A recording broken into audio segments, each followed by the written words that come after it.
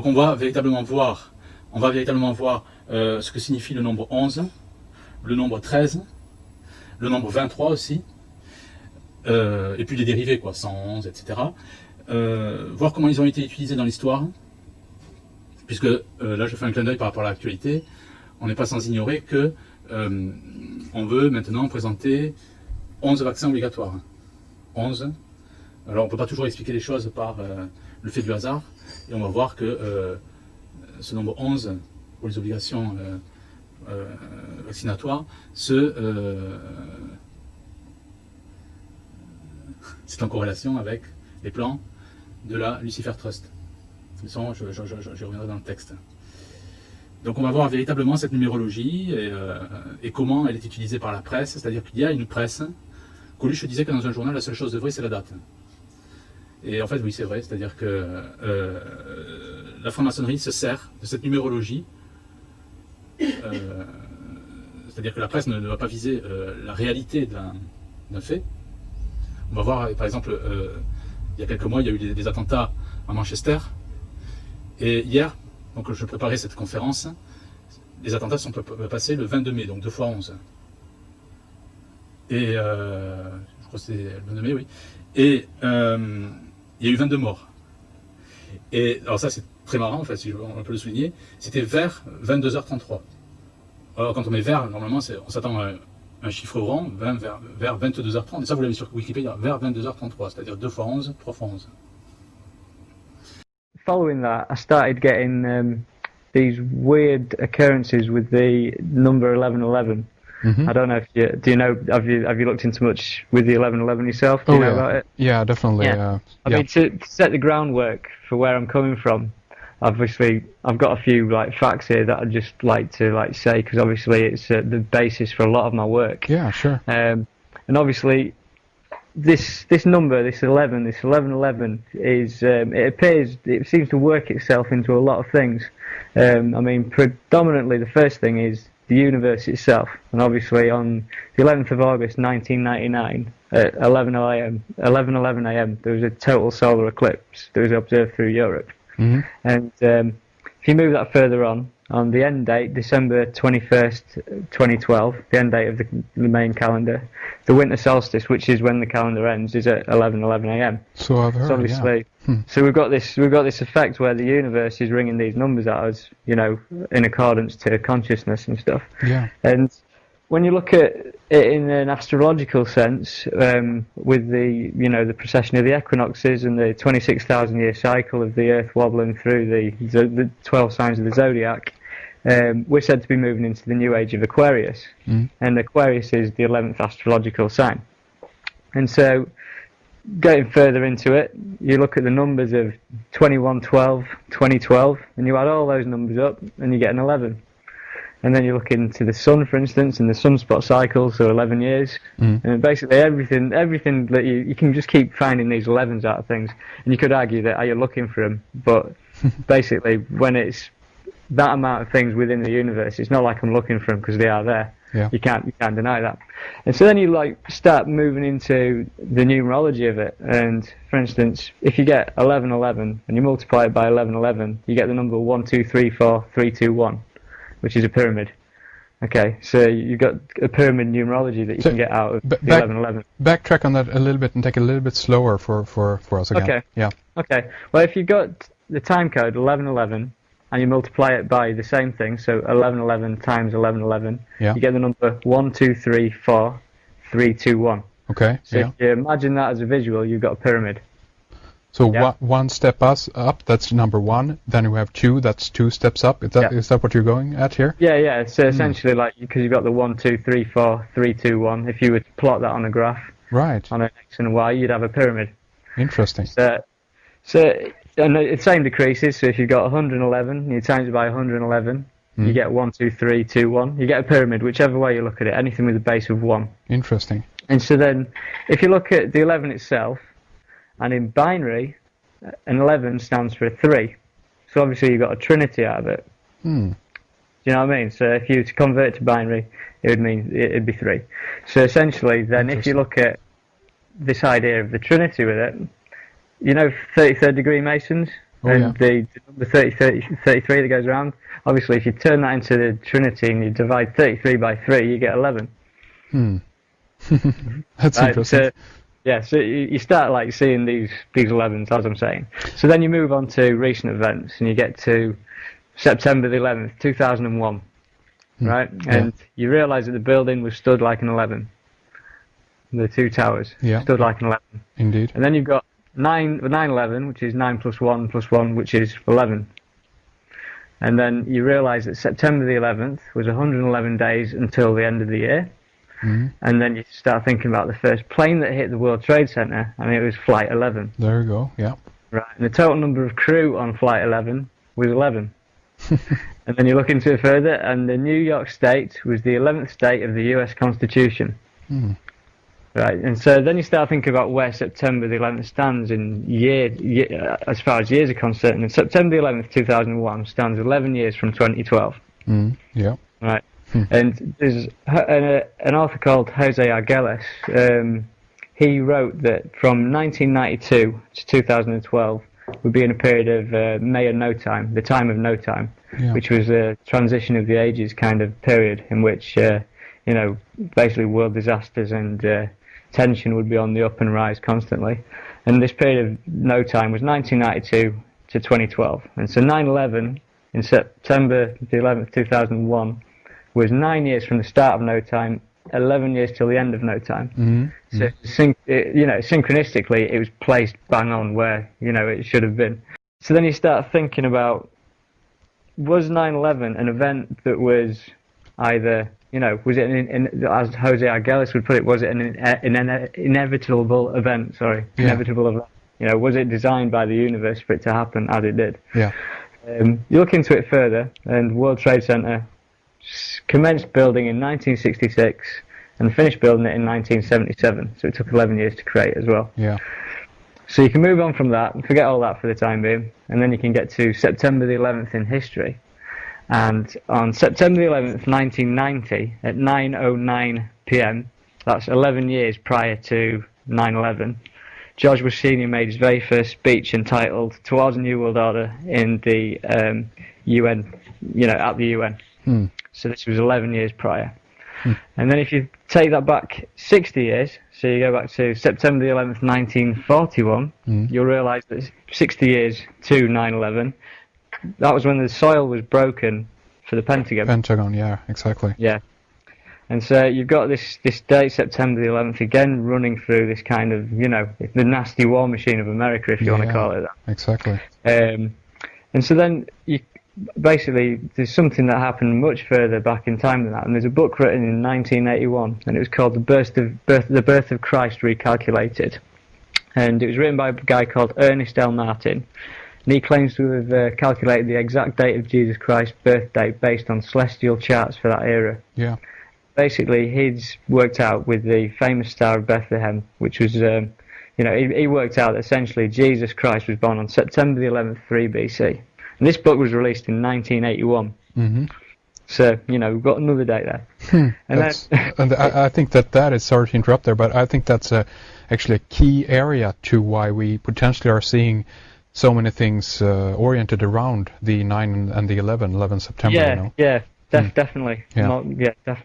I mean, when it comes into other significant events, for instance, when you think about America and NASA and stuff, the very first shuttle that got to the moon was Apollo 11. Yeah, there you go. And then, for instance, in Great Britain, I'm sure I think it's celebrated around the world actually, but on the 11th hour of the 11th day of the 11th month, we celebrate Remembrance Day, in which we honour our war dead, but it's on an 11/11, and it's basically the Queen and a load of other people taking poppies to a cenotaph, which is an obelisk essentially. Yeah.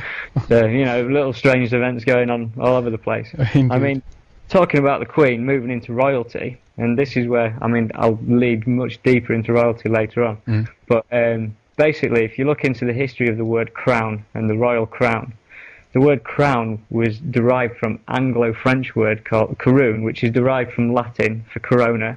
But the year that the word crown, was first established was in the year 1111. Really? That's interesting. Right. So, wow. you know, I mean, you can't just say that these are coincidences. All of these things that are kind of like connected up, and I get to a point where, you know, at first I thought there were coincidences, but then you think, you know, what is this thing called chance? Yeah. You know, what is it? Indeed. So anyhow, that's the groundwork for 11. And then this is where I mean, I'd started seeing this time code 1111 on clocks and stuff, and this is when I started getting this flood of information. I don't know where I've been receiving it from, but I've been receiving it from somewhere recently. I don't know what it's all about, to be honest. But basically, sorry. No, I just wanted to say it's interesting, and to some extent, I think that this is. In a way, information that wants to get out. I think it's kind of a self-containing awareness within itself, meaning that it is trying to reach out and teach us how things are interconnected. And I think that numerology and so-called coincidence or meaningful coincidence, synchronicity, is a perfect way to demonstrate to us that everything is interconnected. And I think that there are so many levels to all of this. So what we're beginning to discover are some of the most, in a way, actually obvious and very clear signs of this. But I would imagine that this is something that actually runs throughout exactly everything. If you have, you know, basically the amount of time to study something or look at it in close enough detail. Exactly, you know. I mean, the thing with all the 11s for me is essentially, I mean, I come from the viewpoint, I believe in a mind before matter universe. Yeah. You know, everything stems from consciousness. Consciousness precipitates matter, not the other way around, as scientists would have you believe it. Yeah. And I mean, the way that I can, you know, kind of prove that to myself and hopefully to others is that, I mean, I don't mean to be crude about this, but when, for instance, a man is sleeping and he has an orgasm in the middle of the night, right, the process that's created that is not any physical action. It's all stemmed from thought. Yeah. And so if you think about that, then obviously that thought has then created the ability to create life. That's if right. you understand where I'm coming from. Oh, yeah, so, definitely. Exactly. It's a very good point. That for me is the proof that everything is a mind before matter universe. You know, you can create life with thought. Yeah. And, you know, so that means that everything that you're looking at essentially is consciousness. And that's my way of like that's where I come from with a lot of this. And given the 11s, you know, connected with the Pentagon and connected with the 9/11 like World Trade Center disaster and everything, that to me is indicative of someone else trying to hijack consciousness. I don't know what it is, but for me there seems to be some kind of other side of things that are hijacking this number for themselves. Yeah. But basically, moving into the Olympics work, obviously, I mean, it's been bandied around the internet quite a bit, but if you shuffle the Olympics 2012 logo around, you can spell the word Zion. Indeed.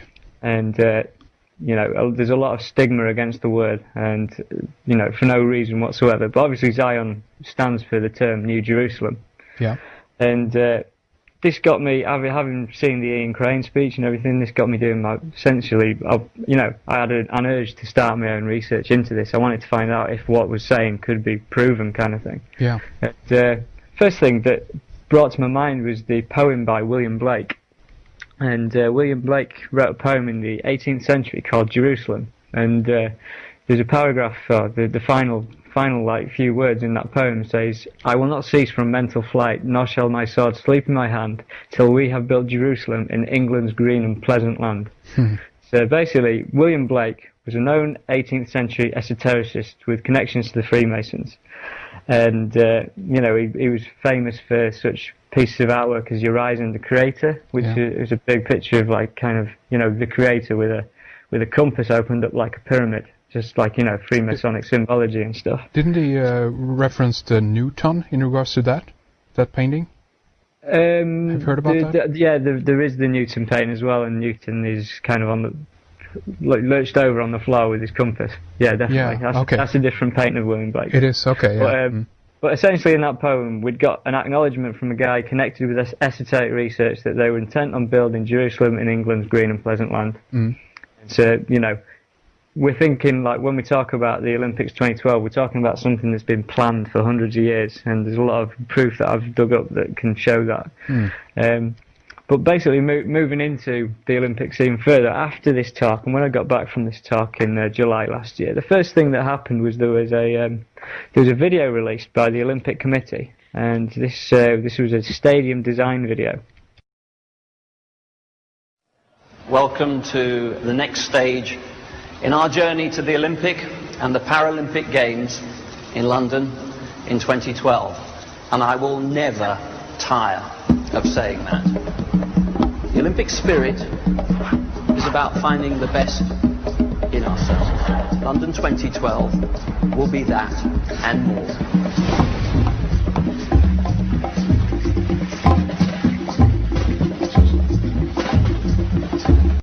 And it was a crazy CGI, I don't know what you want to call it, action film on how they're going to build the Olympic 2012 stadium. Mm-hmm. And given what Ian had spoke about with aliens and Independence Day style spaceships and stuff, this has got it all in it. Basically, within 40 seconds of this video, there's 4 chimneys that stand like an 11-11, but then it moves into the most significant symbology you could ever see with, like, you know, an Independence Day style mothership for a roof, little UFOs flying all around the London Eye, and then it ends up with robotic streetwalkers in the middle of London stomping around the place, all like towards the Olympic Stadium. I mean, it's pretty weird to watch it, and it's on my blog and it's on YouTube as well. If you just do a search for the stadium design video, you can see for yourself that there's definitely symbology in there, like, you know, whether you like it or not. So this got me thinking. I was like, where does this go? Does this mean that there is a significant event looming for the Olympics? And I started thinking to myself, well, you know, if they're about to do this now, they've done this before. You know, they've used the Olympics for such events before. Yeah. Which led me into looking into 1972 Olympics in Munich.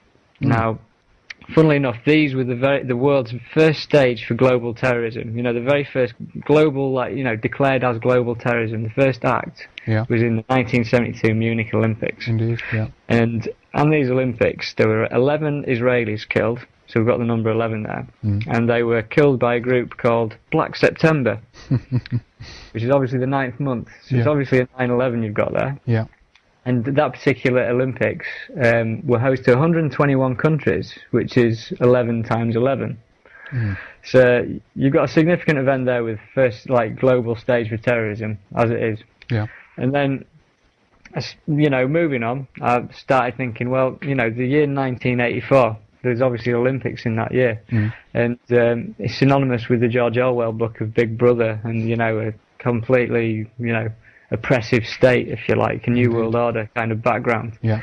And I'd briefly remembered hearing things about a closing ceremony in the 1984 Olympics, and did some rooting around on the internet, and obviously came across a video. In the 1984 Olympics, which were held in Los Angeles, they closed the ceremony, and the audience didn't even expect this, because most of the audience thought it was real at the time. It closed with a UFO flying over the Olympic Stadium, kind of communicating with the audience in a Close Encounters of the Third Kind style. The UFO eventually, like, closes down and lands in the centre of the stadium. The glow from behind the arena. The spaceship has actually landed. Will they send a messenger? The full moon over Los Angeles. That's the real one. At which point there's a load of smoke, and then this alien gets out and tells the audience that he likes what he sees there. He thinks we have a visitor. The alien himself. That is no one on stilts. That is a man 7 feet 8 inches tall. So you got this really strange thing out of the middle of nowhere. No one was expecting it, and I don't know how you'd ever connect Olympics with this UFO event in the first place. Yeah. But basically, obviously, 1984 symbolic year, UFO landing. So you start thinking stuff going on. I'm not sure what. I can't really put my finger on things. And at this point, I'd decided to move away from the Olympics for a bit, because I felt that, you know, I wasn't going to find much more for the time being. And it got me involved in looking at symbols of sorts, and general symbolism and corporate logos. And I started off with, obviously, the all-seeing eye on the dollar bill. Yeah. And if you notice with the all-seeing eye on the dollar bill, on the particular side that it's on, it's the only note that it appears on in America, and there's 4 ones on it, and they ring out 1111 either side of the dollar bill. Indeed, yeah. You got the same thing again. I was looking at that and basically started comparing it to other, American institutions, looking it through, the FBI logo, the CIA logo, every single one of them. You can essentially kind of draw out the pyramid without the capstone, and have an eye in the centre. The same geometrics work in a lot of the, the official institutions of America. Yeah. And I wanted to get to the source of where this was, and everyone, generally a misinterpretation is that America was the foundation of all of this. In 1776, and for a while I thought America was the start of all of this New World Order stuff. I didn't think any further than that. My consciousness wouldn't allow it. Yeah. But eventually, came to me, Britain. Obviously, the British founded America. Yeah. On it in a Western kind of empire sense, but looked at the British coat of arms, and if you pick up the British coat of arms, again you'll notice that you've got a pyramid, and where the all-seeing eye is, you've got a crown. It's the same thing. You can draw the same geometrics over it, and you've got smack bang the same symbols coming at you. So I was like, right, well, what's going on here then? This is obviously a lot more, ingrained in the human civilization, more than I thought, anyhow. Indeed. Which point you then start moving to the famous corporate symbols of McDonald's and Schweppes and Starbucks, these amazing, corporations that are, you'll find them in all the symbolic places of the world. Like when I've been to Rome, you've got a McDonald's opposite the Pantheon and the Egyptian obelisk. And then if you go to the Sphinx in Cairo, and you've got a KFC, and you've got a McDonald's right outside the entranceway. And, literally everywhere you go, you can no doubt find one of these kind of food venues or whatever. The pests.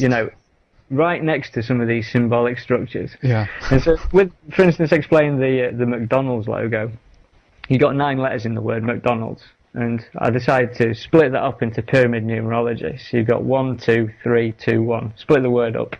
Do you know what I mean? Into a step kind of structure. And I think you have this on your blog, isn't it right? So people that are tuning in can take a look at that. You can take a look at it on my blog, but basically, to spell it out, basically you can form a pyramid-like word out of it, in which the cornerstones and the top part of the pyramid minus the capstone spell the word Mason. Yeah. And essentially what the pyramid is showing is that the 2 arches of Freemasonry, or the golden arches, or whatever you want to call them, emanate from the centre of the pyramid and preside all the way onto the outside of the pyramid.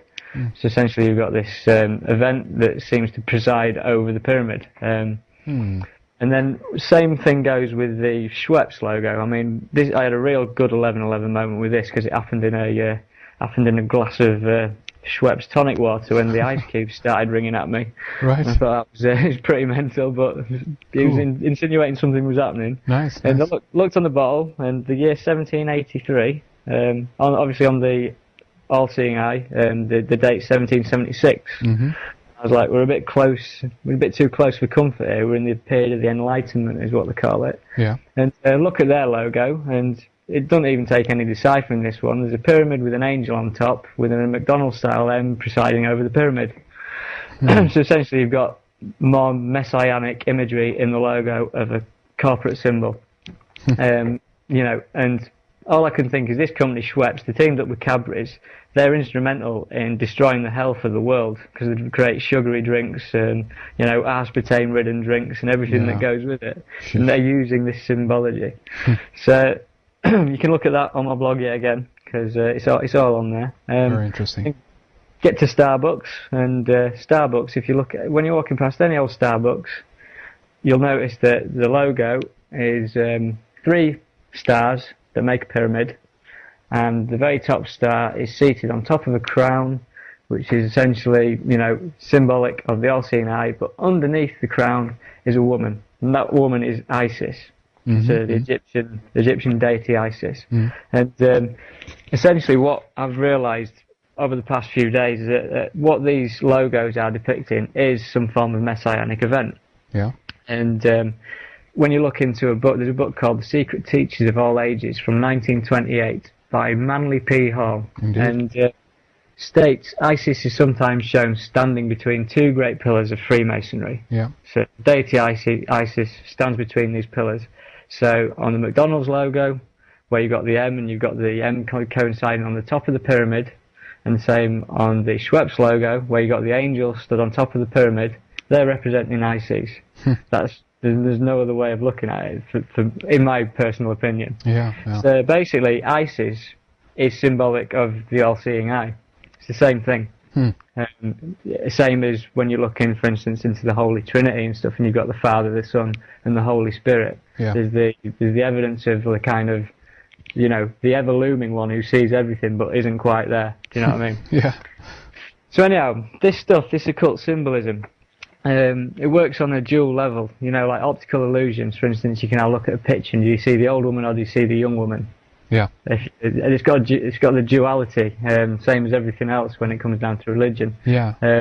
Most people are tuned to see one thing, but it actually means another thing as well. But it depends which version you want to go with. There's two ways to look at it. And my opinion on everything with the occult is that it's working on a different plane outside of the five sense human reality. It's something that's working in the subconscious. Yeah. And going on that principle of mind before matter universe, when you're looking at this occult symbolism, and if one person is, say, looking at the Schweppes logo, and they're drinking Schweppes, and they're buying into this logo, they're buying into the brand, they're buying into all of it, they think they're just buying into a great drink, but they're also buying into this other thing, they're buying into this messianic event, and essentially, if you think about this mind before matter universe, if this occult symbology is working on the subconscious, and it's working on the subconscious of a global population, then it's got the ability to still bring itself forward into matter. Do you know what I mean? So it's what you're saying is that with the help of all these knowing people, so to speak, this is propelled forward. Is that what you're saying? Yeah. For instance, like when someone goes to a McDonald's and they're buying into the McDonald's, how clever they got that anyhow, because it's beautiful. But when they're going in and they're buying those McDonald's, they're also, they're buying into the alternate thing, which is the symbol of, this messianic event on the top of a pyramid. It's empowering it. It's building it into the subconscious, and that subconscious can precipitate into matter at the right time. And that's interesting, considering that many of these companies are so, they're global players. Some of these companies have bigger, a bigger economy and gain more money than certain countries do. Well, we've got no idea how they got so successful. There's no reason for it, to be honest, apart from that there's something else there working with them. You know what I mean? Do you also think that potentially this could work the other way around, meaning that human beings, since we've been subjected to, at least in the Western world, almost 1700 years of Christianity and so forth, that the reason also why they might want to pick a logo like this or have this message in the logo is that on some level this speaks to our unconscious. So people who are inclined to lean towards the Christian faith, for instance, are actually in some way kind of lured in by these kinds of symbols, and consequently they. Yeah, definitely. The thing that I'll draw upon later is that how this works with more than just Christianity. Because if ISIS has many identifications, then she's got an identification as the angel Gabriel and the all-seeing eye and stuff. Yeah. But when we talk about this New World Order and the one world religion and the one world government, the angel Gabriel is the one figure that can unite Islam and Christianity, because both of them are dear to her as God's messenger. Mm-hmm. So when you're looking at implementing this New World Order, it's got to be something that combines these two religions. And that particular figure is that thing that can combine those religions. I'll touch on that in a bit, anyhow. It gets deeper. I'll be telling you all it is in a minute. Sure. Go ahead, sir. Yeah. I'll give it a bit of time. I'll give you another 10 minutes, and I'll let you know who it is. But anyhow, moving back to the Olympics logo and the Zion logo and the 2012 and stuff. Basically, there's a little bit of research. There's stuff on the net about this as well. The company who created that logo was a company called Wolf Owens. It's a brand agency. And this brand agency was set up by a chap called Wally Hollins, and this man was responsible for branding corporate Europe. So basically, you know, GE Capital, all these logos that have kind of, you know, sunk into the subconscious of sorts. These are all like created by this man called Wally Hollins, who created the 2012 logo as well. And it turns out his dad was a Freemason. Nice. So the chances are that, you know, there's an interview online where he references his dad trying to get him to be a Freemason. He never actually says whether he is or not, but the chances are it's in the family. And, you know, there's these messages in the logos that this man's produced. It's a Freemasonic branding, you know, company for corporate Europe. Yeah. Wow. Essentially. Really interesting. Sorry, yes, I wanted the name there again. Wally Hollins, is that right? Wally Hollins. Right, yeah. Thank you. Okay. Wallyoolins. Perfect, thank you. Right, and so at this point, you know, you've got this connection to Freemasonry with the logo and stuff, and it moves much higher than Freemasonry. That's just like the outside protection for this stuff. I basically loaded up, you know, Google Earth. Wanted to have a look at the London site from the air. I wanted to see, you know, what it is that's so special about this place. And you know, it just so happened that the particular site in Stratford was the only last bit of wasteland that was, you know, that was left vacant in London. It was the one last place that they could do things for something like the Olympics. So you know, it's quite lucky that they had it in the first place. And what I noticed was I started looking at the actual street plan of this place, and to go through it, you've got a number of roads that circle the site, and the first road is a road called the Eastern Cross Route. The East Cross Route, which is a reference to the Eastern Cross. You know, the Eastern Cross is an Orthodox cross, and it's a modified version of the patriarchal cross. It's got two smaller cross beams across the side. The next road down, you've got Carpenter's Road, which encircles the site. Carpenter, who was a carpenter? Oh, good old Joseph. Yeah, he was a carpenter, wasn't he? Yeah. Next road down, you've got a road called the Great Eastern Road. And obviously when you refer to something as the Great Eastern, it's obviously like the Great Eastern Star. So you look into the Great Eastern Star, it turns out that the Order of the Eastern Star is the largest fraternal organisation in the world that both men and women can join, and it was founded by someone highly connected with the Freemasons, and their symbol is the pentagram. So this is the next road down. Yeah. Moving on around the Olympic site. If you envisage we're encapsulating the whole Olympic site here, the next road along is Angel Lane. And obviously the famous angel is the angel Gabriel. So we've got Angel Lane here. Next road along, we've got Temple Mills Lane. Temple Mills, where the water mills belong to the Knights Templar. Yeah. So another connection there. The Knights Templar were the poor fellow soldiers of Christ in the Temple of Solomon. And then encapsulating all of this is Church Road. It's obviously another biblical road name. Yeah. So all the way around the Olympics 2012 site, which you could call Zion if you go with the logo, is biblical road names surrounding the whole site. There's not one road name that's not biblical. So you start looking at that and you think, what the hell is going on? Yeah. Because this site was supposedly a fluke that they found this, and you know what we're looking at is something that is clearly quite well planned. So if you move into, like, for instance, there's one road here that's called is the East Cross Route is called the A12. It's another road name for it. And if I move into, say, for instance, hieroglyphics for a start, hieroglyphics back in the days of ancient Egypt, they were seen as talismans, in that a particular hieroglyphic didn't mean like one letter, like a H. It meant a multitude of emotions. It meant a multitude of meanings. And it basically, you know, it drew in the powers of the stars. That's what a hieroglyph was. It was a talisman. Yeah. It wasn't a direct translation. So, like, for instance, when they do a direct translation of the Rosetta Stone, you can't translate hieroglyphics into H, A's and Z's and stuff like that. Do you know what I mean? Sure. So basically, if you think of this idea of hieroglyphics as talismans, power of the stars embedded in this symbol, if you want to call it that, and then everyone assumes that the English language moved on from that, and that our letters just meant letters, just to spell words out, and that there weren't symbols at all. But the fact is that if you look into the idea that the power control in Egypt never died out, and they've been endemic to the power structure from the very start, the letters on the English alphabet are just as much hieroglyphs as the hieroglyphics were, the talismans. I agree. So, yeah. if you look at the letter A, for instance, you've got a pyramid with a capstone, a capital letter A. Yeah. And then if you look at an S, you've got a snake. And then if you've got like a dollar sign, you've got a snake rising up what could be a kundalini or, you know, a DNA coil, whatever you want to call it. Yeah. But basically, these letters have got meanings behind them. And so this main road that cuts through the Olympics 2012 site, which is called the East Cross Road, is also known as the A12 Road. Now, there's hundreds of A roads in Britain. And so what are the chances that of all the roads that cross through it were an A12 road, a Pyramid 12 road? Do you see where I'm coming from with it? Oh, yeah, absolutely. Yeah. Very interesting. It's pretty strange that one road, you know, this is what I'm saying, coincidence is this load of rubbish that this is coincidence. It's not coincidence whatsoever. No. And then you look into the situation of where it's situated in London and Eastern London, and you'll find that it's in two areas. It's separated between Leighton and Leytonstone.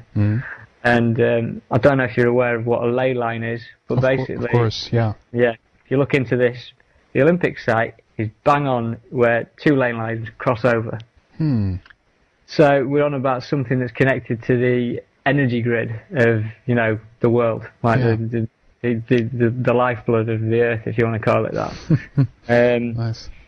Interestingly enough, before when we commenced work on the Olympics 2012 site as well, I mean, I got this information off a chap on a message board, but he basically said that they'd organised a massive rave on the Olympic 2012 site, in which no doubt there's a lot of government-sponsored drugs out there and a lot of energy being given off. And if you think about these energy lines, and they're inviting people to have raves on these sites, alongside holding some of the biggest like competitions in the world ever, think about what's happening with all that energy. Where is that going? It's probably being fed into the system somewhere.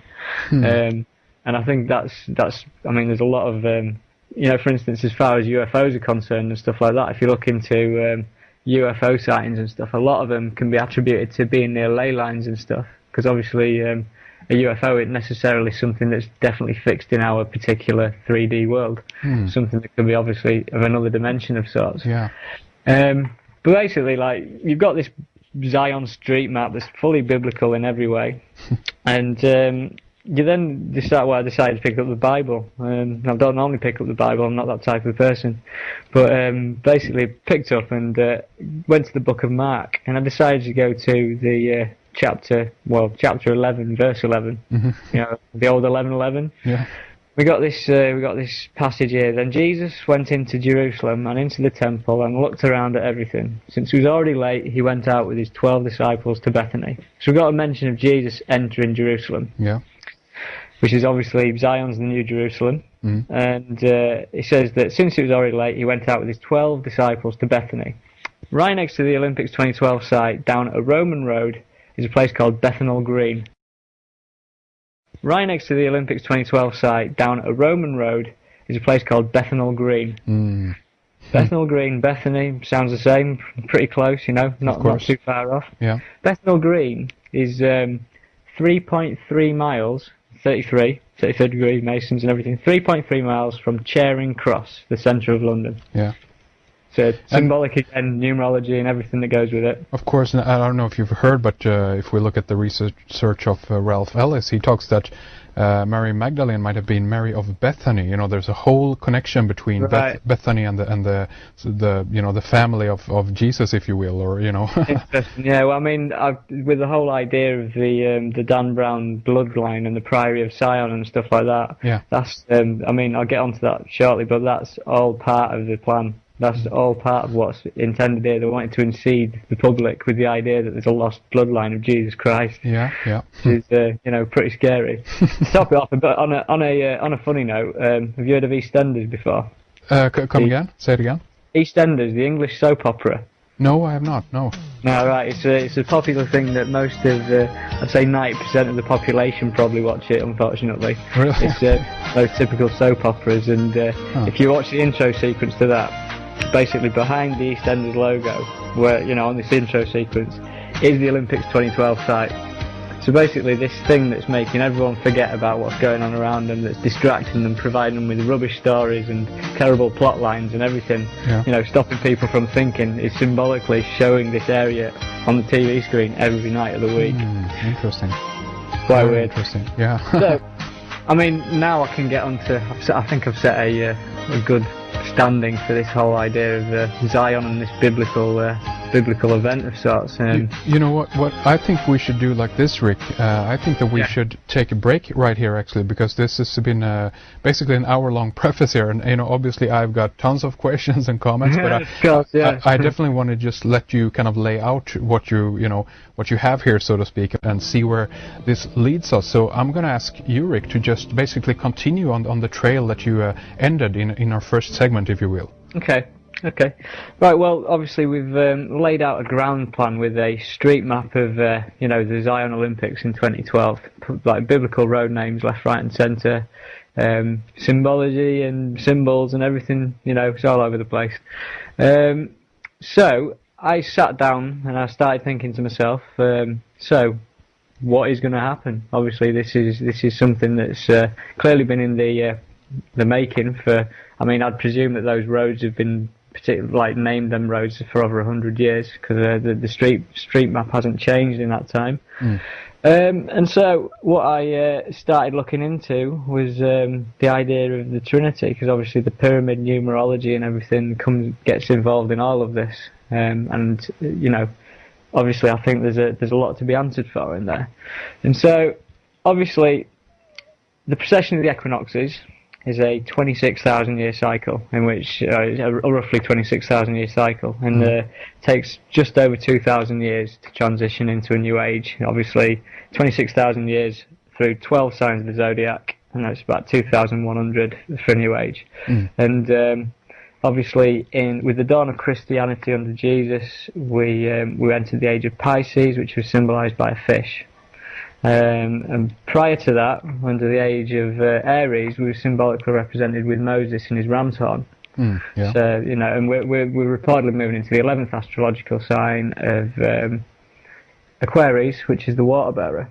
And so you start looking into religion as a whole, and you realise that every time that there's, one of these kind of transition of the ages, if you want to call it that. There's almost like a new Trinity event, which finds itself, radically shaping the landscape. So, for instance, the last Trinity event we had essentially was the Jesus, Joseph, and Mary, who had been touched by the angel Gabriel Trinity. And obviously, in Christianity as a whole, you've got the Holy Trinity, which is the Father, the Son, and the Holy Spirit, which is symbolic again for the angel Gabriel. Hindu religion, we've got Brahma, Vishnu, and Shiva. The Jewish Trinity, which essentially not as personified, but was Moses, Ark of the Covenant, and the Temple. And then obviously moving into the human body, we've got the spirit, body, and soul. We've got it all. But the fundamental Trinity of the ages, like that started it all, was the Osiris, Isis, and Horus connection. Obviously Osiris and Isis, mother and father, giving birth to Horus, who was essentially personified, and it was the sun.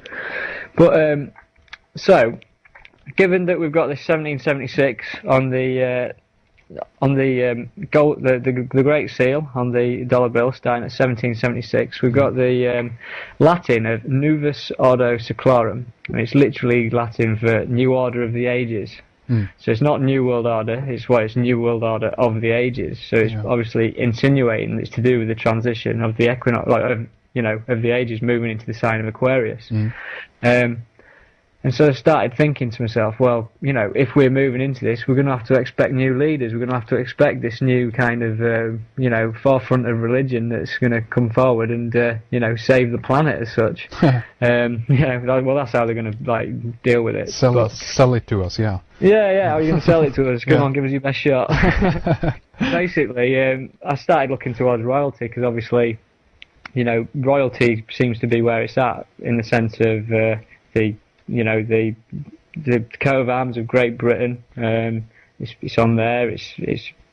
But everywhere I look, it always leads me to royalty. It's a bit like David Icon's reptilian kind of stuff. It always kind of leads to this weird thing, whatever you want to call it. And obviously, William is a symbolic person within the continuation of the royal family and everything. But basically, I've nothing to go on at first, and I just had this real small whim. And I thought, Diana, is she going to be the personification of Isis? You know, is she going to be the next person to be identified with this god? And thinking it through, it's like, you know, quite probably not, but, you know, let's have a look anyhow, may as well have a look. And so basically, to just talk about Isis a little bit.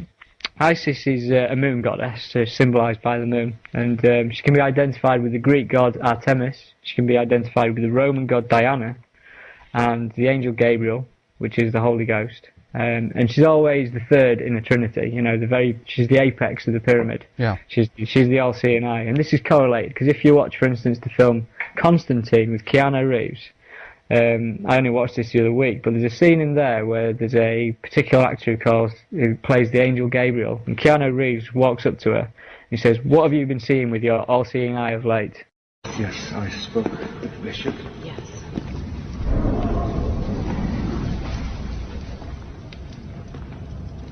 I know what you want, son. Still keeping your all-seeing eye on me. I'm flattered. Right. No one would pick up on that unless you knew what, you know, if you read this stuff, but it was there. Yeah. You know, there was obviously the connection between the all-seeing eye and the angel Gabriel. Yeah. So, out comes Google, as it does, and I started doing a search for Princess Diana and Isis. So the first thing I stumbled across, Princess Diana's perfume, her official perfume, is called Isis. So, it's like, quite a good connection for a start. She's only got one official perfume and it's called Isis. So you start looking into things a bit more, and then you see that Princess Diana has got a memorial, which is a ring of water, and it's in the Serpentine, right next to Buckingham Palace in London, and I went down there to have a look at it and see if I could see anything else. But basically, this ring has east and west kind of flows of water, and the flow down this ring, and then at the other end they conjoin, so east and west meet. So if you think of that symbology of east and west meeting, Islam and Christianity conjoining, do you know what I mean? The whole idea of unifying something into one. Yeah. So there's the symbology of the unification of two extremes in this ring of water. But basically, if you look into Isis, she's identified with the Holy Ghost, as I've said, and the angel Gabriel. And now in the film, The Lord of the Rings, which is an esoteric piece of work by J.R. Tolkien. Obviously everyone knows the Lord of the Rings because it's been put on the cinema screens. But there's a character in there called Galadriel. And if you look into the history of the character Galadriel, she was identified with the angel Gabriel. I.e. that's what she was, that's what she's symbolic for. Yeah. And she was the wearer of a water ring. She controlled the water ring. So obviously you've got Princess Diana, water ring memorial, where east and west meet, combined with the angel Gabriel and Lord of the Rings, or Galadriel being the water ring bearer. So you've got this symbolic figure and this symbolic, you know, this symbolism running throughout. So moving on to the next thing, how else can I identify Diana with Isis? And so you start looking at the Pont d'Alma, where she died, where she had a horrific car crash. Obviously there's stuff on the internet already that insinuates that the Pont d'Alma was a pagan sacrificial site. And it was used like ritually for hundreds of years, like prior to you know, the modernisation of the area. Right. Outside of the tunnel, we have a Flame of Liberty, which is in tribute to Diana's passing. Yeah. The Flame of Liberty, which is similar to the Olympic torch. Well, in fact, it is the Olympic torch.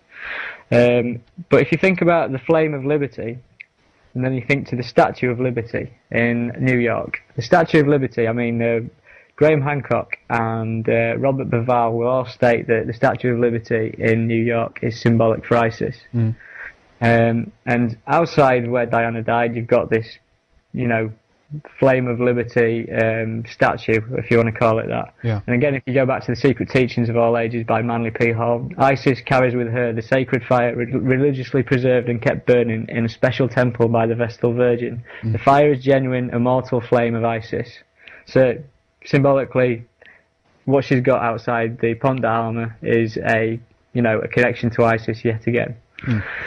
So moving on, I'd got wind of a tribute in Harrods, and this is where, obviously, do you know much about the Diana murder inquest and everything that goes with it? Much of it, not all the details, but the overarching story is very familiar to me, yes. Right, yeah, obviously there's the whole conspiracy, the idea that she was murdered, and Al-Fayed believed that she was murdered, and there's the fight with the royal family, essentially. Yeah. I mean, if you go to Harrods, and this is where it's proof that both sides are in on the same act, and this shows that this whole idea of the conspiracy of the murder of Princess Diana is all part of the intended stage play that's been going on all along. In the Harrods, I went up to them and I said, "Where's the Princess Diana memorial?" She went, "Oh, it's in the Egyptian staircase."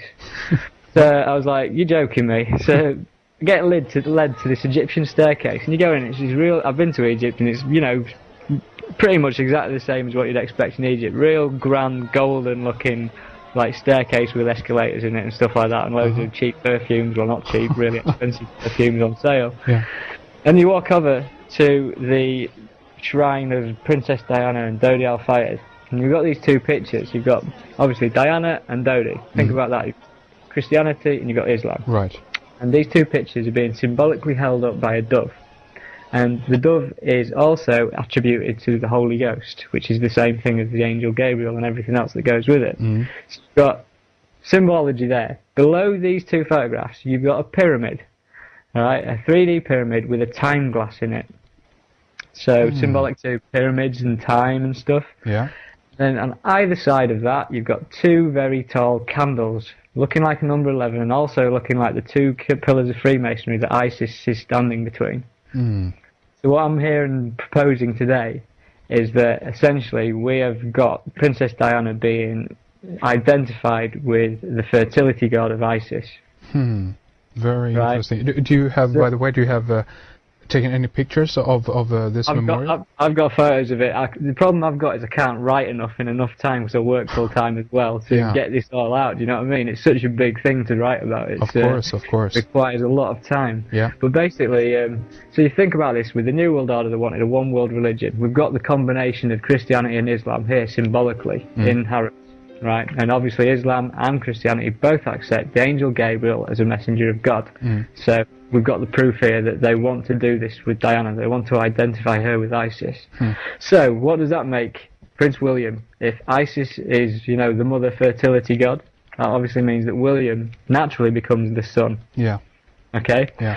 So looking at this, I thought, right, we have to do a bit of research into William now. And I've 6 months ago, someone said that I was going to be researching the royal family. I'd have laughed my head off and said, get away, it doesn't concern me whatsoever. But I've ended up being driven down this path, and it's doing my head in. Yeah. but anyhow, Prince William's birthday. He was born on June the 21st. You know when June the 21st is? That's the summer solstice. Yes. Yeah. So basically, the Son of Most High. Yeah. So in the New Testament, the angel Gabriel announced, "He shall be great, and he shall be called the Son of the Most High. The Holy which shall be born of thee shall be called the Son of God." Right? Yeah. So we've got Prince William's birthday, and it's on the solstice, when the sun is most high. Yeah. Right? And then you look into it a bit further. How old is he in 2012? Probably 33, right? No, he's 30 years old. 30 years old, okay, yeah. Connection here. Jesus began his ministry at age 30. There you go, okay. Right? Yeah. So you can't get away from this. It's all over these people. Yeah. Do you know what I mean? Yeah. And so, symbolically, 30 years old, William's birthday, symbolically can be seen as an XXX in Roman numerology. That's right, yeah. And it just so happens that the Olympics 2012 is XXX. So it's the same Olympiad. Exactly. It's the what does it be? The 30th games, 30th. Summer Olympic Games. Yeah, XXX. Yeah. So right, then you start thinking. You know what I was saying about, for instance, symbology and stuff like that. And you've got McDonald's, and you've got Starbucks, and you've got Schweppes, all like essentially occult symbology. That's when people are buying into these things, they're subconsciously buying into this messianic event. As I've stated before. Yeah. Well, if you think about this and the symbolism of the XXX, the triple X, think about what most single men do on the computers. I know it sounds crazy, but that's powerful energy that's being wasted there. This life-giving energy, and like, you know, they're symbolically buying into that triple X stuff. You know what I mean? Yeah, sure. Same as you've got the triple X film with Vin Diesel, in which he's seen as this heroic figure, and everyone went to the cinema and powered the triple X thing. Do you know what I mean? Yeah. Yeah, this shows you how endemic this thing is, and like, you know, how crafty these things are. Of course, and also I think it if you convert the alphanumerical number on a alphanumeric system from 1 to 9, then I think X becomes 6. So it's basically 666 right there. 666. Well, I didn't know that, but that's good. Yeah. Right, so the next thing on, moving into William yet again, with more stuff to do with him. It turned out a few months ago that he'd been made the 1000th member of the Order of the Garter. Now, he's actually the 999th member of the Order of the Garter, but they changed it to 1000th because of someone, you know, not being registered or something on the official log. But as you will know, the Order of the Garter is the parent organisation of Freemasonry. Yeah. Right, so if you think about that situation that we've got there, what are the chances that Prince William, if they hadn't pre-planned this, would happen to be the 1000th member? I.e., you know, in the chronology of events, it just so happened that he was bang on the 1000th member. And that's also could be interpreted as the 1000 points of lights. I don't know if you heard about that. I don't know about that. No, that's new to me. Yeah, okay, continue, yeah. Yeah, but do you know what I mean? It's quite a hard coincidence to fall upon that it'd be the 1000th member in, you know, as it happens. Of course. But then go on further on again. Did you come across the Prince William received his wings news all over Sky News and stuff recently? I don't know if you came across that. Basically, he's been in the RAF, he's been doing his duties, and there's all the RAF symbolism flying everywhere at the moment. They're trying to get everyone into the armed forces by giving everyone a bank holiday for Armed Forces Day, you know what I mean? Let's keep the war going, guys. Yeah. But essentially, with the RAF, he said he received his wings, and if you look at the symbolism of the RAF wings and the RAF, basically, when you don't have your wings, the RAF is, the logo is the RAF in a, you know, a circle of, I can't remember the name for it, a wreath, like a circle wreath. Okay, yeah. So if you imagine that as the Egyptian sun disk for Horus, and then when all of a sudden they say he's got his wings, they put these wings on the RAF sun disk, and it makes it exactly the same as the Horus sun disk with wings. There we go. Huh. So, you know, the fact that they was pushing around the fact that he's got his wings, it was just symbolic for him saying that, you know, he's ascending into this thing, whatever you want to call this thing. Do you know what I mean? Right. But, I mean, here I am again saying that Prince William is, that, as I said, with the Dan Brown book and the Da Vinci Code and everything that goes with it, they're trying to get the masses to believe that there's a lost bloodline of Jesus Christ, and there might be. But what I'm saying is they're trying to get everyone to accept that. And so when Dan Brown's book, which was a terrible book, written really badly, but obviously interesting story, when everyone from, you know, like your 60-year-old woman who like doesn't get out much to your Benidorm crew or whatever in Spain, when they were all like running around reading this book going on about it, they were all having the seed implanted in their head that there's a lost bloodline to Jesus Christ. Yeah. And you think about the idea of the Priory of Sion. This thing is all to do with the Sion Olympic Games. Yeah. It's all part of the same thing. But moving on, obviously the last thing symbolic with the Queen as well is that it's a Diamond Jubilee in 2012. So they're going to be, really? They're going to be, which is a lot of celebrations. Yeah. But moving on, moving on as always. Olympic bid 2012, the London Olympic bid. We received it, and we received confirmation on July the 6th, 2005. The International Olympic Committee has the honor of announcing that the Games of the 30th Olympiad in 2012 are awarded to the city of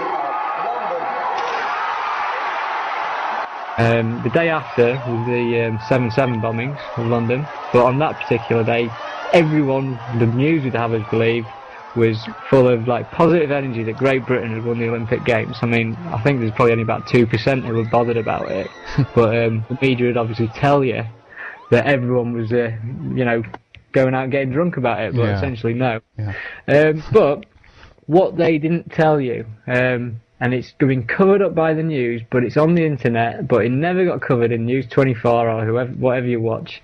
Basically, on the same day that London bid was won for the Olympic Games, right, there was a huge well, I don't know what you want to call it, massacre on the island of Haiti, in which 24 people confirmed dead after more than 300 heavily armed UN troops carried out a major pre-dawn military raid in Cité Soleil. So what happened was the UN troops, which is supposed to be the peacekeeping force, not something that goes out and actually, does stakeout operations on drugs barons. Yeah. They did this pre-dawn military raid in which they killed 24 innocent people. Right, and there's a lot of people looking into this. But what is symbolic is the place where it was. It was in Cité Soleil, which is Sun City. Right? Yeah. Gets even weirder. It's one of the poorest communities in Haiti. It's one of the poorest communities in the Northern Hemisphere. It's got endemic AIDS, poverty, everything. People are starving in this place because of the way that it's, essentially it's been crippled by the power structure. Yeah. But basically, it's one of the poorest communities, as I've said, and it's in a place called Port-au-Prince. So it's Prince, Port, Sun City. On the same day the Olympic bid was won. Yeah. So what I'm saying is that symbolically you've got Prince and Sun, and then you've got this thing that I've connected with Prince William. Was this another thing equally like buying into an event with such a negative, horrible event in which the UN massacred loads of people, or 24 people? Its symbolism is right through it, and it gets even worse because basically the UN Colonel Marino suggested that ballistic tests can be done on the dead, and he said records from the Medicine Without Borders shows an influx of civilian casualties starting at 11 a.m. The numbers are on the Wikipedia page, so 11 a.m. brought in. And then you look into Port-au-Prince itself. Port-au-Prince celebrated its independence 200 years ago. I don't know what it celebrated its independence from because it didn't seem to get any better. But the bicentennial monument that they erected in the independence of Port-au-Prince just so happens to be a pyramid without a capstone and an Olympic flame at the top. Oh, nice. Right. So I don't know what that's saying, but you've got Sun City with a prince and you've got a pyramid with an Olympic flame on the same day the Olympics 2012 bid was won. My that God. doesn't happen. That doesn't happen. It just doesn't happen. Too much in there. So obviously getting into touchy areas and stuff here because it's pretty dark, really, when you think about it. I mean, moving into the Olympics 2008, I found this out recently. The 2008 logo, have you seen the Beijing 2008 with the little guy and his wobbly legs?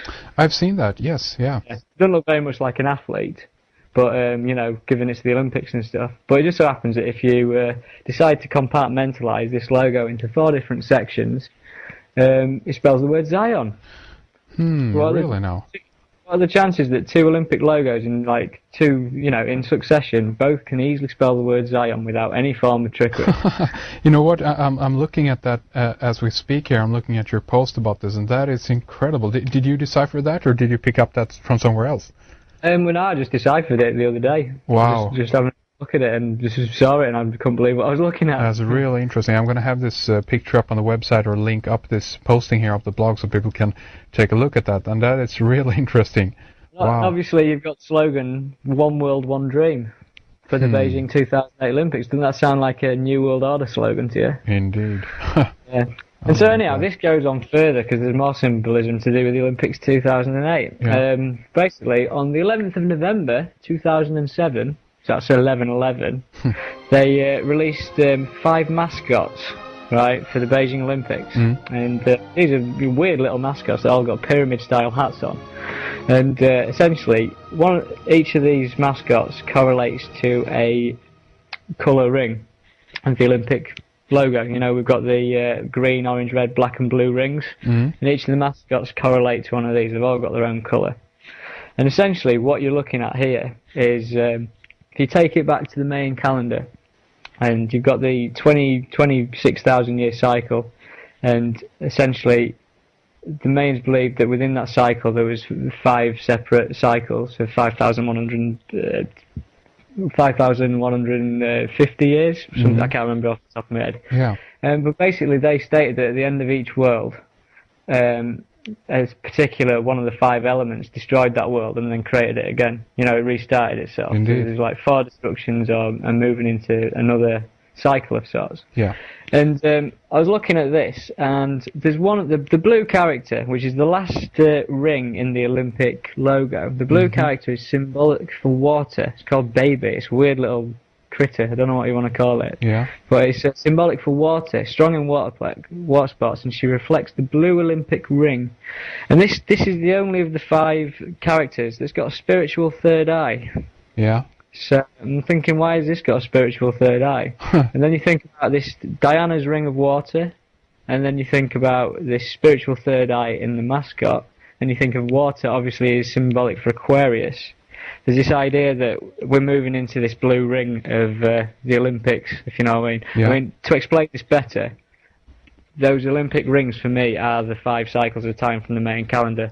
Only one's connected to another. And it's almost like there's the transition stage where the two rings meet up. If you understand what I'm trying to say. Yeah, that's very interesting. Yeah.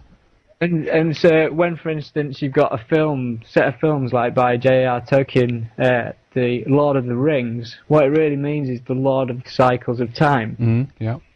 Right.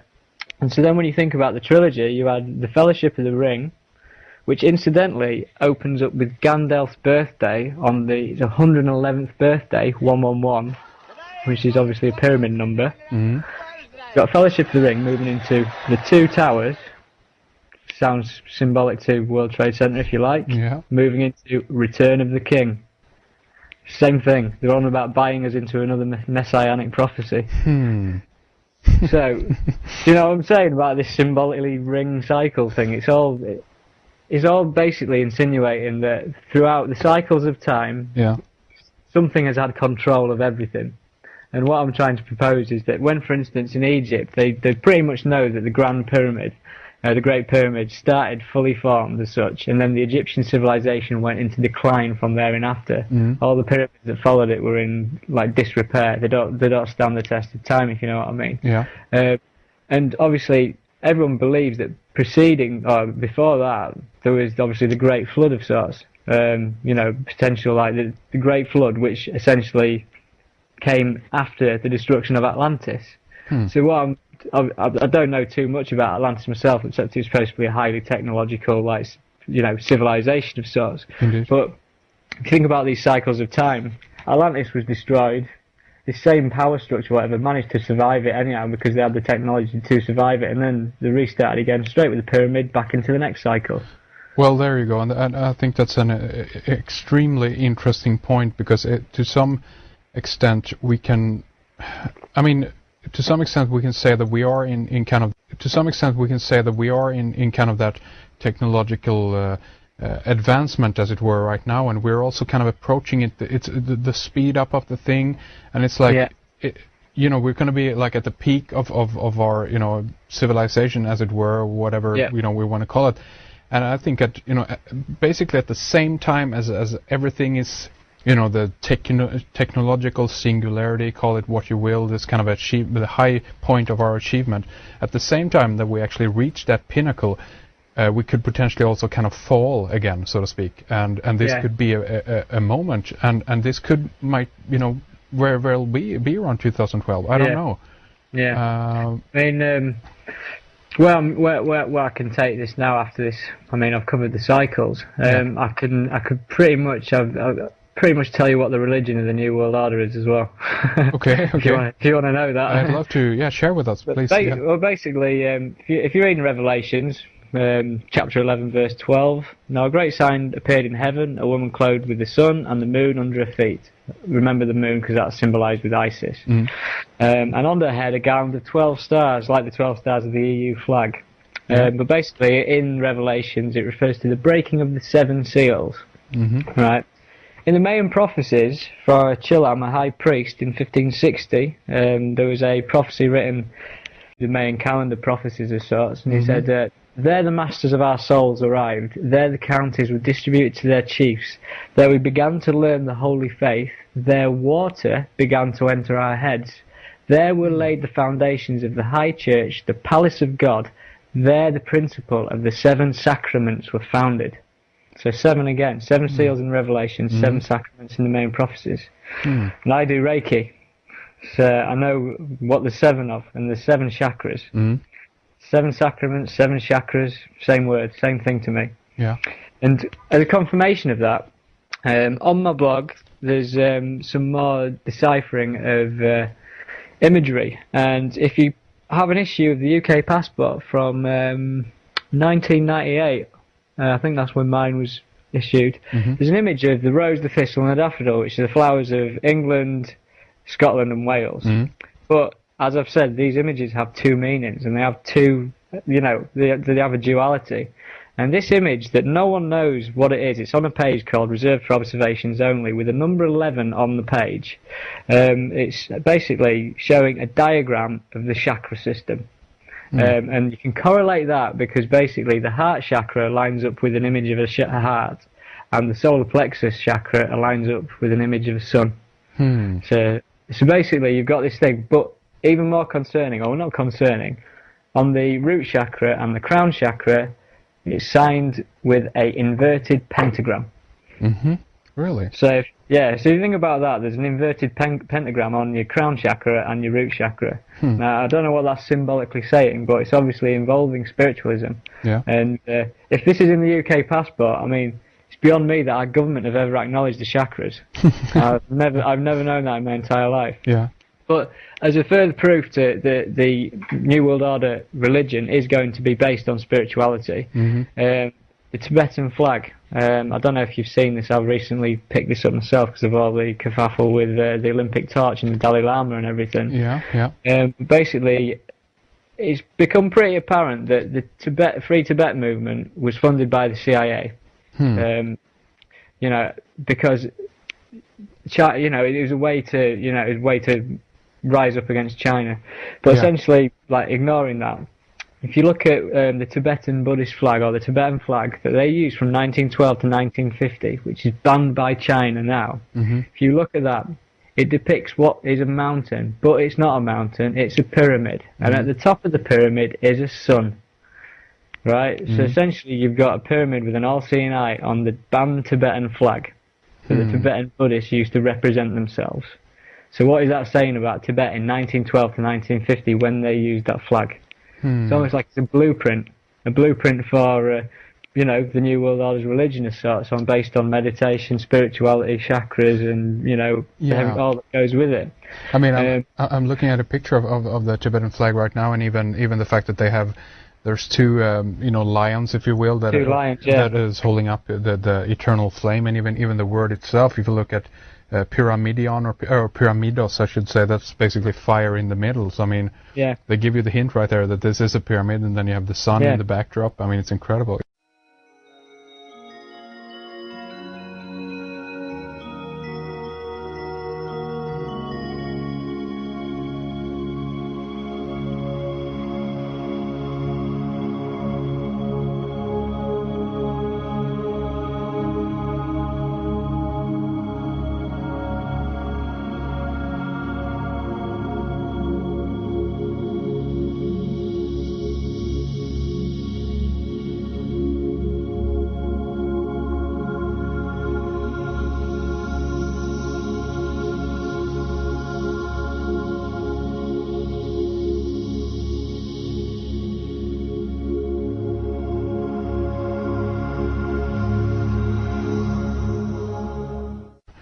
Yeah, you see what I'm saying? Yeah, of course, yeah. So you've got this thing, and I've got a recent picture of the Dalai Lama sat giving a press conference, and his head was aligned perfectly with the back of that sun. And this is where I'm trying. This is where I'm moving to some weird stuff, because obviously this New World Order religion is basically still sun worship, but it's based on spiritual sun worship. It's going to combine Islam and Christianity. And it's through the emergence of Isis and the resurrection of a sun god. This is how it's going to happen. Yeah. But the thing is, obviously, New Age talk, conspiracy theories, and all of this stuff that's put out there, these are low-level distractions and stuff. And obviously, the New Age spirituality movement, it's not a bad thing in itself, but essentially, if you look at where it probably started from something very different to what we expect. Do you know what I mean? This whole moving into the age of Aquarius and the whole New Age stuff. Well, of course. I mean, from my point of view, at least at this point, from what I've picked up on so far, this is the reason also for why they are reverting back to all of these, esoteric, some would say even pagan if they come from a Christian background, what have you. But the reason for it is that I think that there is a spiritual truth in many of the methods, so to speak, that they actually use to control people, meaning that there actually is something real to this. And they have known this for a very long time, but they consequently either manipulate people in the other direction and consequently say that that's all bollocks. Don't look at that. We have your religion right here for you. We call it Christianity, what have you. And I consider many of the religions that we have around today basically is a reformation from the oldest ancient religions going back to the ancient world of Cana, Egypt, what have you, and it doesn't matter in what package they sell it to us. If you're smart enough, you're going to be able to see through that. If you're clouded by too much of the manipulation, that's unfortunate, but in many cases it's people's own choice, and I have nothing against that either, No, that's of course you can't dictate that at all, can you? No. I mean, essentially, like, the thing that I'm trying to get across what I'm trying to say, I mean, I've moved into an area that Matthew Deleuze touches on. I think you've spoken to Matthew Deleuze before. But essentially, for me, the power structure that remained in power, or that started, something that built the pyramid, that got the people to build the pyramid, was a very powerful force. And in the history of, I've got a particular book called The Secret History of the World by Jonathan Black. It's an esoteric secret history of the world, and this particular book states how that since the early days, we're getting more and more ingrained in matter. We're moving, like, everyone thinks of evolution in a material sense, but consciousness has equally gone through an evolution, moving from the spirit drawing itself down into material matter over time. And so, for instance, when you listen to the Egyptian stories of Zep Tepi the first time, and the state that the gods ruled the earth, or ruled Egypt, sorry, and then the gods retracted, so they built statues, effigies for people to worship to. And then eventually, after the gods had retracted so much, the pharaohs then ruled the earth for the gods, or ruled Egypt for the gods. And then, essentially, went from statue worship to idol worship into what we're currently at. We're at celebrity star worship, pop idol. Yeah. Do you know what I mean? It's the same thing. Madonna, all this lot. It's all part of the same thing. Well, exactly. Oh, sorry. Continue.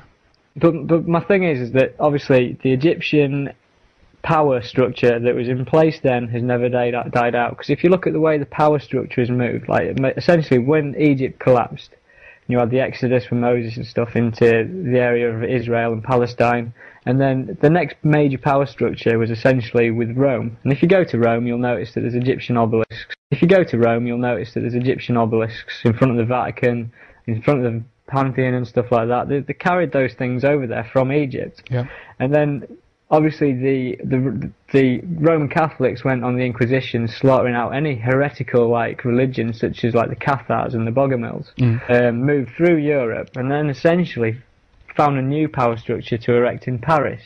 And obviously Paris has got, it's symbolic for paradise, it's already in the word. But Paris, they moved the obelisks and stuff, Place de la Concorde on the Champs-Élysées alignment. You got that whole symbolic area. And when I went there the other day, incidentally, I went to the front of the Louvre, and they've got a aerial viewpoint of the layout of the Louvre, and it's an exact replica of Luxor Temple, with the Avenue of Sphinxes running to Karnak Temple in Egypt, because I've been to the same place and I've recognised this. But there's no official statement anywhere that the Louvre is based on Egyptian temples and alignments and stuff, but it is, obviously. Of course. So this power structure, then once it had done in Paris, it decided that it wanted to find the new centre of power, and it moved to London. And if you go to London, they've got an obelisk and stuff like that. You've got Big Ben. The official story is that Big Ben was named after this politician named Ben, who stood up in Parliament and said, "Oh, let's call it Big Ben," and everyone laughed and said yes. But it's not called Big Ben because of that. It's named after the Ben stone, which is one of the very first. It stands proud in Egyptian, history. Of course, and even in Hebrew, Ben is the son of someone, so it's the big son. So the Big Ben, for instance, is a huge obelisk type structure right near the obelisk and the London Eye, which is symbolic again for the all-seeing eye. Oh, I know. And then obviously this power structure moved from London to America. And then there we have it. America has been used as an excuse to run all these wars that it's needed to run until it's collapsed itself into the ground, and then America will die. And that's how I see it. America's been used, essentially, and they've used the people there.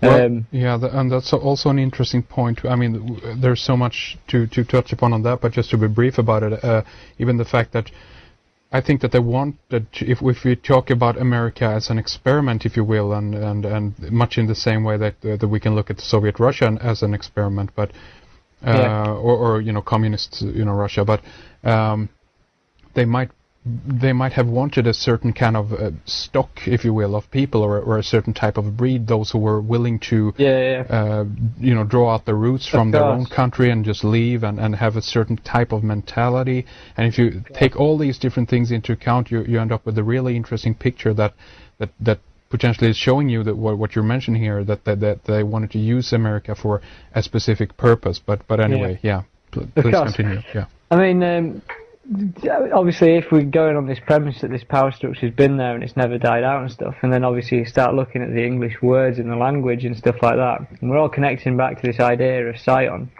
and then you start thinking, essentially, with English words, as I've said, you've got the word television, televi scion.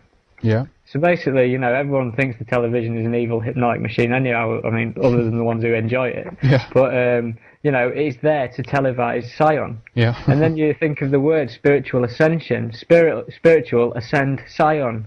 It's the same, it's in the words of what we use. Yeah. Like, do you know what I mean? Yeah. It's endemic and it's there, you can't get away from it. Of course. And vision or scion, that's even the eye in there, because it has to do with visualization or to see something, so. Yeah. But this is where, like, I can start to, like, wrap this thing up slightly. Yeah. Is that if you look at it, it starts becoming apparent that it's more to do with just, like, for instance, it's more to do than just someone hijacking a power structure and keeping it, like, in control. It's almost like it's, to do with material reality itself. It starts to feel like that it's coming from something that's, if you think of us as souls and spirits trapped in matter, then, like, this is where I'm starting to, like, perceive things, in the sense of, if you look at all religious figures throughout history,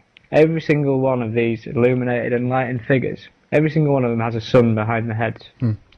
Right, so sun worship, again. Yeah. And Christmas, for instance, you can't get away from Christmas. I mean, Matthew Deleuze talks about this stuff, and I recommend listening to Matthew Deleuze, because he's a very intelligent man, and he's a very, very special man.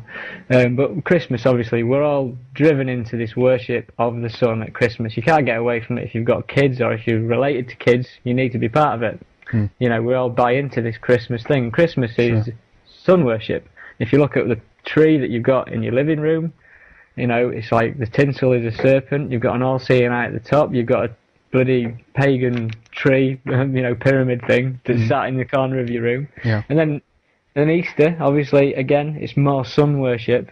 And when kids, for instance, are all wanting the Easter eggs and stuff, it's nothing to do with the fact they're eating chocolate. They're buying into a ritual. They're buying into more sun worship, whether you look at it or not. Yeah. And the same goes with, like, for instance, crematoriums that haven't got any kind of religion tied to them. If you look at crematoriums, there's sun symbolism at crematoriums. You look at number 10 Downing Street, and above the number 10 there's a sun symbol, like above the the centre of where our Prime Minister resides.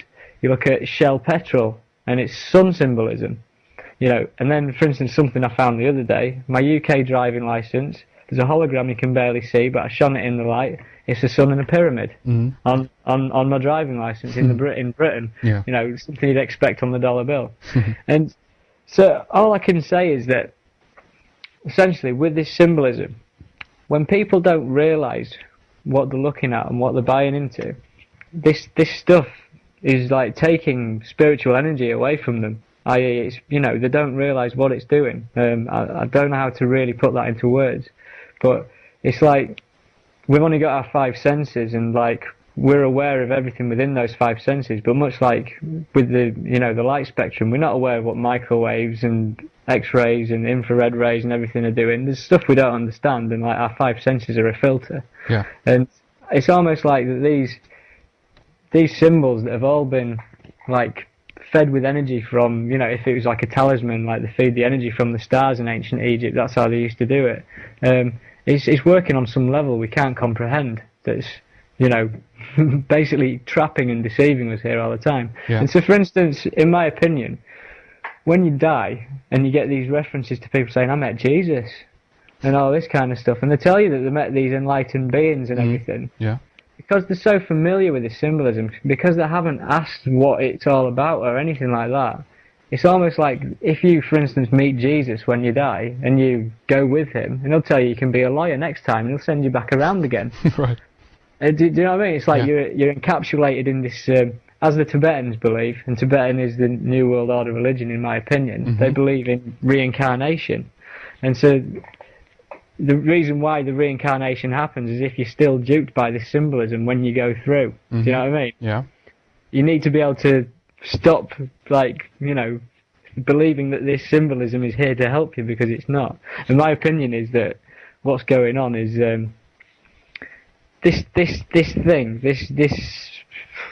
this material reality, whatever we're related in, it's much like the Gnostics believed, and in the sense of the Gnostics believed that there was a creator of the material universe, but they never ever, like, you know, saw their creator as the supreme being or the god, if you like. The creator was a malevolent force of sorts, keeping us all entrapped in this matter, preventing us from being what we really are. And like the Gnostics used to say, when they died and they met the creator, they used to say, you know, you're not my god, I'm a Gnostic. And essentially that's when they believed that they had moved on from everything. And it's almost like it's the same principle. I mean, they tried to wipe out the Gnostics, did the Roman Catholics, but it's the same principle. Like, people, when this spiritual event happens in 2012, if this spiritual event happens, the obelisks and the pyramids and the symbolism will still be around everywhere. Do you know what I mean? Everyone might be ascended in a spiritual fashion and know about the 7 chakras and stuff like that, but you're still going to be feeding your energy into the same machine. Of course. What you're talking about here, as far as I can pick up on here, is that you're talking about that you need to become smart, or you need to be able to interpret all of the symbols and what it does to you. Not only that, you know, okay, we have sun symbolism everywhere, very good, but what actually does it mean? Where does it lead you, and so forth? And why? In what way are they using it on us? Because in many cases, I can also see that.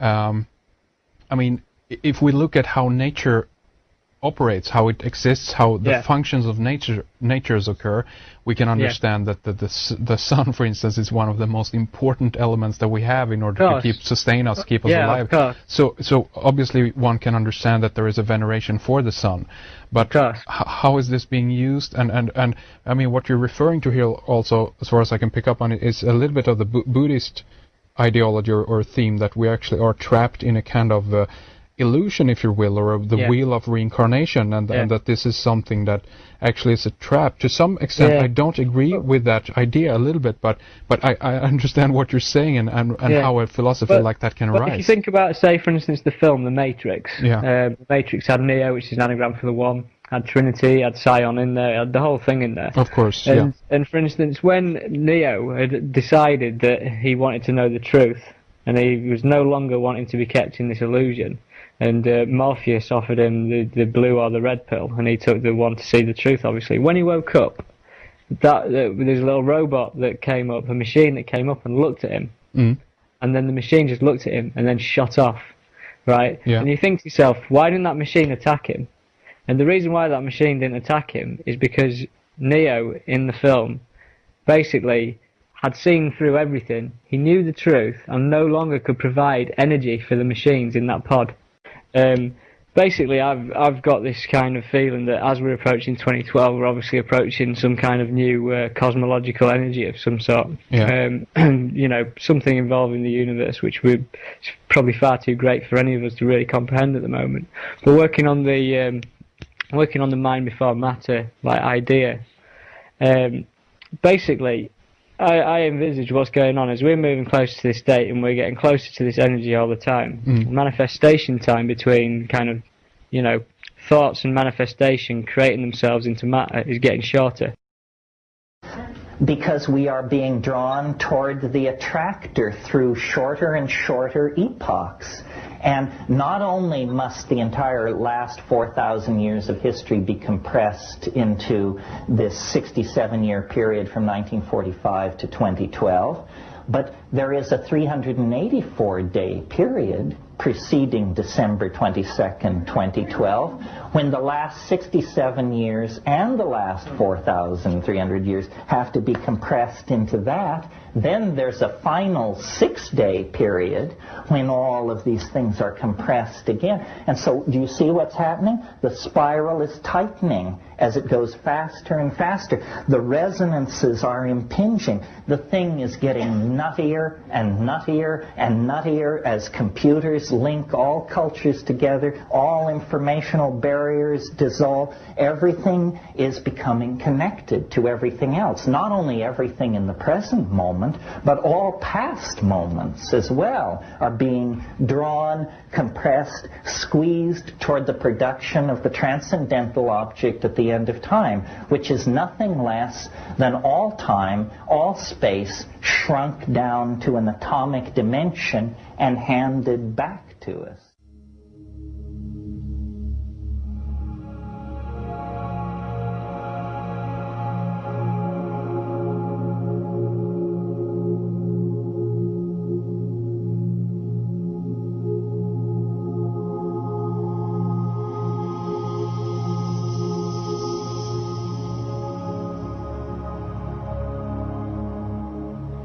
So, do you understand what I'm saying? Yeah. The spirit, the gap between consciousness and material bodies are closing up, and so eventually we'll be able to create our reality a lot quicker than we currently do.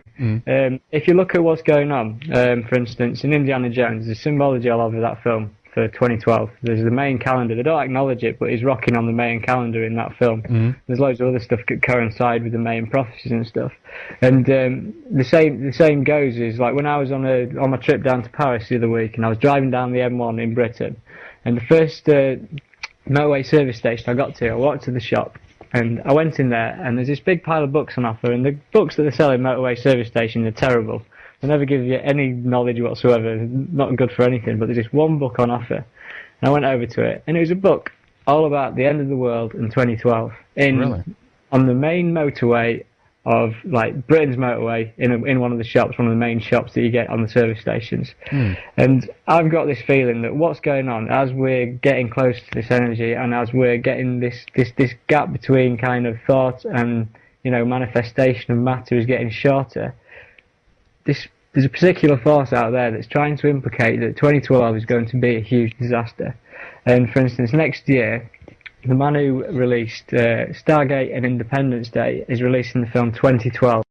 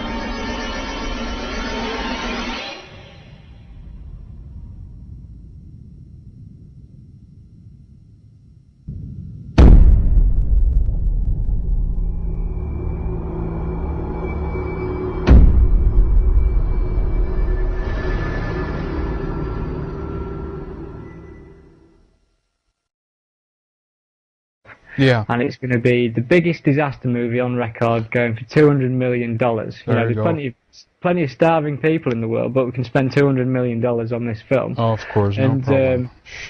And what this film is going to perpetrate, and everyone on the bloody planet is going to know about 2012 for being a disaster. So if what I'm saying is this idea of a mind before matter situation, if the general population are all believing that 2012 is going to come around and it's going to be a disaster, our consciousness could end up manifesting that for us. And the problem we've got is obviously that the people in power have the technological, the technology to survive such a thing, and the general population don't.